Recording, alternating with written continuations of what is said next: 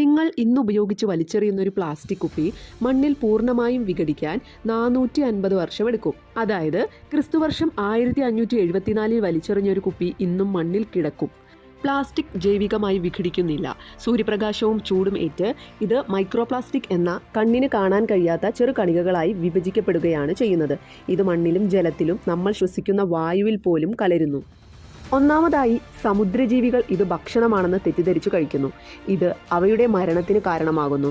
രണ്ടാമതായി, ഈ മൈക്രോപ്ലാസ്റ്റിക് മത്സ്യത്തിലൂടെയും കുടിവെള്ളത്തിലൂടെയും നമ്മുടെ ഭക്ഷ്യശൃംഖലയിലേക്ക് എത്തുന്നു. സമീപകാല പഠനങ്ങൾ മനുഷ്യരക്തത്തിലും ശ്വാസകോശത്തിലും വരെ മൈക്രോപ്ലാസ്റ്റിക് കണ്ടെത്തിയിട്ടുണ്ട്. ഇതിൻ്റെ ദീർഘകാല ആരോഗ്യ പ്രശ്നങ്ങൾ ഇപ്പോഴും ഗവേഷണ വിഷയമാണ്. ലോകമെമ്പാടും ഒരു മിനിറ്റിൽ 10 ലക്ഷത്തിലധികം പ്ലാസ്റ്റിക് കുപ്പികൾ വിൽക്കപ്പെടുന്നു. ഇതിൽ 91% റീസൈക്കിൾ ചെയ്യപ്പെടുന്നില്ല എന്നതാണ് ഏറ്റവും ഗൗരവമുള്ള വസ്തുത. പ്രശ്നം ഗുരുതരമാണ്, പക്ഷേ പരിഹാരം നമ്മുടെ കയ്യിലുണ്ട്. 3 പ്രായോഗിക മാർഗങ്ങൾ. 1. നിരസിക്കുക. ഒറ്റത്തവണ ഉപയോഗിക്കുന്ന പ്ലാസ്റ്റിക് കുപ്പികൾ വാങ്ങുന്നത് പരമാവധി ഒഴിവാക്കുക. പകരം സ്റ്റീൽ അല്ലെങ്കിൽ ചെമ്പ് കുപ്പികൾ ശീലമാക്കുക. 2. റീയൂസ്.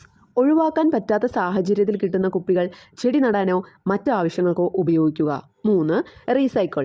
ഉപയോഗശൂന്യമായ കുപ്പികൾ വലിച്ചെറിയാതെ കൃത്യമായി തരംതിരിച്ച് റീസൈക്കിൾ ബിന്നുകളിൽ നിക്ഷേപിക്കുക. നമ്മൾ ഓരോരുത്തരും പ്രതിവർഷം ഒഴിവാക്കുന്ന ഒരു കുപ്പി പോലും അടുത്ത 450 വർഷത്തേക്കുള്ള ഒരു മാറ്റമാണ്. ഈ വിവരം മറ്റുള്ളവരിലേക്കും എത്തിക്കുക. നമുക്കും മാറ്റം തുടങ്ങാം. വീഡിയോ ഇഷ്ടപ്പെട്ടെങ്കിൽ ലൈക്ക് ചെയ്യുക, ഷെയർ ചെയ്യുക, സബ്സ്ക്രൈബ് ചെയ്യുക. Thank you for watching.